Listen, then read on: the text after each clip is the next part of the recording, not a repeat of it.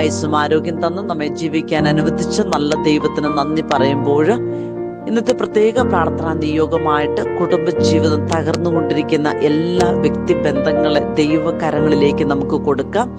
പ്രത്യേക വചനത്തിന്റെ പ്രാർത്ഥനയായിട്ട് സഖറിയ പ്രവാചന പുസ്തകം 9-ാം അധ്യായത്തിലെ 8-ാം തിരുവചനം, ജോബിന്റെ പുസ്തകം 1-ാം അധ്യായം 10-ാം തിരുവചനം നമുക്ക് എടുക്കാം.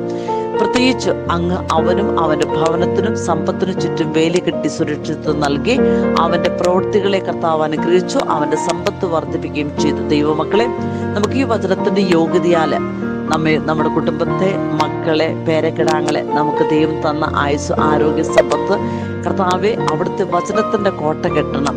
ഞങ്ങൾ ചെയ്യുന്ന ഓരോ പ്രവൃത്തികളില്, ഞങ്ങൾ പറയുന്ന ഓരോ വാക്കുകൾ അത് അനുഗ്രഹമാകണം.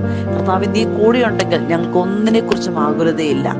കാരണം ആരും കയറി ഇറങ്ങി നടക്കാതിരിക്കാൻ കർത്താവ് എൻ്റെ ഭവനത്തിന് ചുറ്റും പാളയം അടിച്ച് കാവൽ നിൽക്കുമെന്നും ഒരു മർത്തകനും ഇനി ഞങ്ങളെ കീഴടക്കുകയില്ല. കർത്താവിന്റെ കണ്ണ് ഞങ്ങളുടെ കൂടെയുണ്ടെങ്കിൽ പ്രിയപ്പെട്ട മക്കളെ, ഈ ഒരു വലിയൊരു വിശ്വാസം നമുക്ക് നമ്മുടെ കുടുംബ ജീവിതത്തിന്, നമ്മളുമായിട്ട് ബന്ധപ്പെട്ട് നിൽക്കുന്ന എല്ലാ സംരംഭങ്ങളിലും കർത്താവിന്റെ വലിയ കാരുണ്യ കൃപയുണ്ടാകുന്നതിന് നമുക്ക് പ്രാർത്ഥിക്കാം. നല്ലൊരു ദിവസം പരിശുദ്ധ അമ്മ മാതാവിന്റെ ഹൃദയത്തിലേക്ക്, ഈശോയുടെ തിരുഹൃദയത്തിലേക്ക് ദൈവത്തിന്റെ ആത്മാവ് തന്നെ നമ്മളെ നയിക്കട്ടെ. പ്രാർത്ഥിക്കണമെന്ന് നമുക്ക് ഒരു നിമിഷം പ്രാർത്ഥിക്കാം.